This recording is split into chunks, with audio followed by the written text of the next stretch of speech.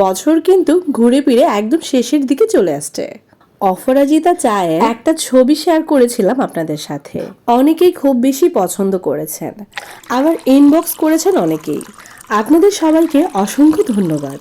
আপনারা যারা আমাকে ভালোবাসেন, আমার ভিডিওগুলো দেখেন, আপনারা অবশ্যই আমার ভিডিওতে কমেন্ট করবেন আমার গলার অবস্থা কতটা খারাপ ছিল। যারা আমার আগের ভিডিওটা দেখেছেন তারা অবশ্যই জানেন ঘুরতে এসে ঘুমিয়ে থাকা আমার একদমই পছন্দ না।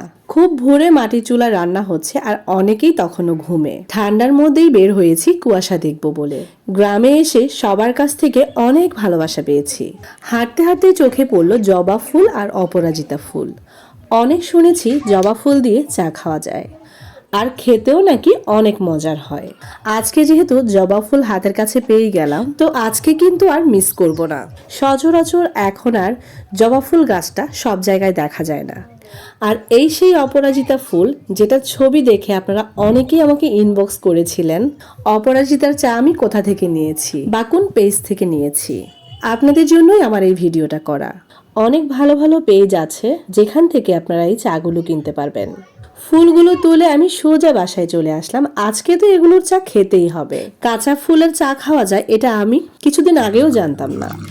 আমার ভিডিওগুলো ভালো লাগলে অবশ্যই ফলো বাটনে ক্লিক করে রাখবেন। অপরাজিতা ফুলের চা সব বয়সী মানুষের জন্য খুবই উপকারী। আর এই চা বানানো এতটাই ইজি যে সবাই বানিয়ে খেতে পারবেন। গরম পানির সাথে চিনি, লেবু আর অপরাজিতা ফুল মিক্স করলেই মজার এই চাটা তৈরি হয়ে যায়। জবা ফুলের চাটাও কিন্তু ভীষণ মজার।